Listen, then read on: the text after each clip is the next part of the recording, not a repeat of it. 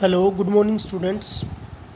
Accounting principle में आज हम पढ़ेंगे ड्यूल एस्पेक्ट कॉन्सेप्ट। बहुत इजी सा है। ड्यूल का मतलब होता है दोहरा, है ना। एस्पेक्ट मतलब पहलू और कंसेप्ट मतलब कोई अवधारणा। तो इसमें क्या है, बेसिकली एक नॉर्मली बात करें कि इसके अंदर होता क्या है। तो इसमें कोई भी ट्रांजैक्शन अगर होगी, बिजनेस की ट्रांजैक्शंस, तो उसके दो पहलू होंगे। कितने पहलू होंगे? दो पहलू। यानी कि सिंपल ये कह सकते हैं कि भाई अगर एक देने वाला है, अगर एक गिवर है तो एक रिसीवर भी होगा। एक देने वाला है तो एक लेने वाला भी है। तो इसमें देखो क्या दे रखा है कि according to this concept every business transaction is recorded as having a dual aspect. यानी कि कोई भी बिजनेस ट्रांजैक्शन होगी उसके दो पहलू होंगे। इन the other word every transaction affect at least to accounts. या ये कह सकते हो कि कोई भी बिजनेस ट्रांजैक्शन होगी, चाहे वो परचेज की हो चाहे सेल्स की हो, कोई भी हो, कहने का मतलब तो कम से कम दो अकाउंट्स के ऊपर तो इफेक्ट उसका पड़ेगा ही पड़ेगा। ज़्यादा भी हो सकते हैं। तो ये कह सकते हैं कि एक डेबिट होगा तो एक उसका क्रेडिट भी होगा। यानी कि every debit has its credit also. तो इस सिस्टम में क्या आता है, इसी के कारण ही हमारी बैलेंस शीट जो होती है ना, बैलेंस शीट बनेगी, हम आगे सीखेंगे। उस बैलेंस शीट की जो दोनों साइड हैं, असेट्स और लायबिलिटी साइड, उनका जो टोटल है वो इक्वल आता है ऑलवेज, क्योंकि ड्यूल एस्पेक्ट कॉन्सेप्ट है। अब इसमें देखो देर का एसेट्स इज इक्वल टू, ये बेसिक फंडामेंटल अकाउंटिंग इक्वेशन है। असेट्स, जो टोटल असेट्स हैं हमारी फर्म की, वो किसके बराबर होंगी? लायबिलिटीज़, लायबिलिटी मतलब आउटसाइड लायबिलिटीज़, और प्लस कैपिटल। या कैपिटल किस किस के बराबर होगी? असेट्स माइनस लायबिलिटीज़ के। तो कोई भी बिजनेस ट्रांजैक्शन होगी, जब वो रिकॉर्ड करी जाएगी तो उसके दो एस्पेक्ट होंगे, दो पहलू होंगे। एक अकाउंट अगर कहीं डेबिट होगा तो एक क्रेडिट होगा सेम अमाउंट से। इसी को डबल एंट्री सिस्टम कहा गया है। क्या कहा गया है? Double entry system. एक प्रिंसिपल है जिसको डबल एंट्री सिस्टम प्रिंसिपल कहा गया है।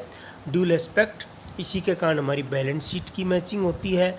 जैसे मान लो एक एग्जांपल लेते हैं कि भाई हमने 20 लाख रुपए बिजनेस में लगाए, एज ए कैपिटल 20 लाख रुपए लगाए, और 10 लाख रुपए का हमने बैंक से लोन लिया। तो 30 लाख रुपए हमारे पास आज कैश है। अब उसमें से कुछ हमने फिक्स असेट्स खरीद ली, फर्नीचर, मशीनरीज, वो चीज़ें कुछ कैश के रूप में रख लिया, कुछ स्टॉक परचेज कर लिया, तो वो सारी असेट्स बन जाएंगी।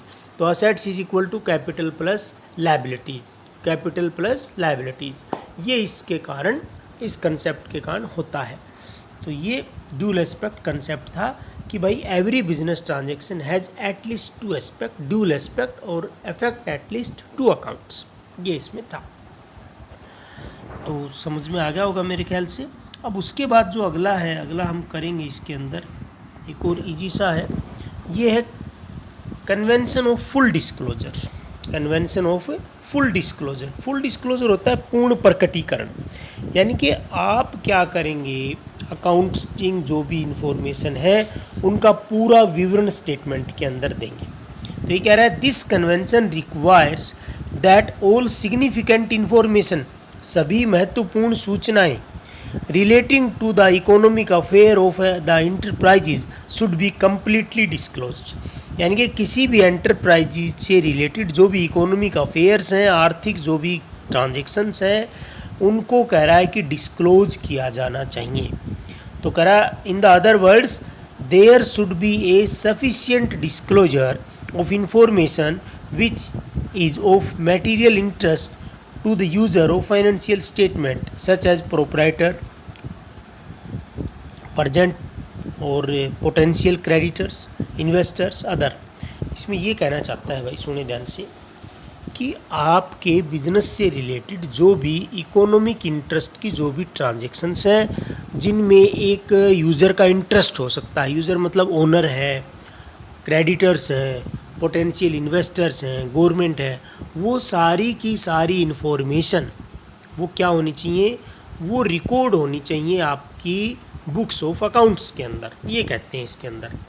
आगे दे रखा है this principle is so important, कर ये प्रिंसिपल इतना ज़्यादा इम्पोर्टेंट है that the company act make ample provision for the disclosure of essential information in the financial statement.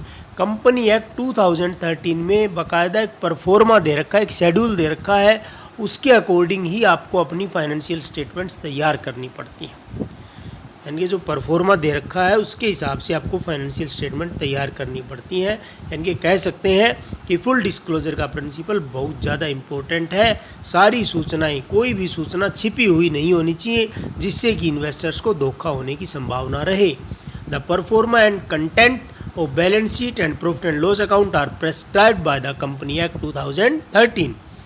ये भी हम, ये आप +2 में पढ़ेंगे कि क्या परफॉर्मा है, क्या सिस्टम है। तो कह रहे सभी तरह के आइटम्स जो है वो बैलेंस शीट में अलग अलग हेडिंग्स में होनी चाहिए। अब कंटिंजेंट लायबिलिटी, मैंने बताया था आपको क्या होती है कंटिंजेंट लायबिलिटी। कंटिंजेंट लायबिलिटी मतलब संभावित दायित्व, यानी कि जो आज तो लायबिलिटी नहीं है लेकिन इन फ्यूचर वो लायबिलिटी हो सकती हैं।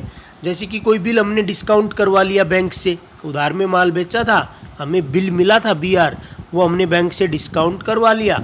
उसके बाद जो डेटर था वो इंसॉल्वेंट हो गया, पैसे नहीं दे पाया, तो बैंक को तो हमें पैसा वापस करना ही पड़ेगा। तो वो कंटिंजेंट लायबिलिटी के रूप में दिखाएंगे जो भी डिस्काउंटेड बिल है।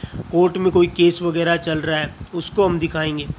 उसी तरह जैसे हम कोई भी मेथड वगैरह चेंज करते हैं, चाहे डेप्रिसिएशन का है चाहे स्टॉक के वैल्यूएशन का, तो उसको भी हम बताएंगे कि इस रीज़न से भाई हमने मेथड चेंज किया है, ये रीज़न इसके पीछे रहे हैं।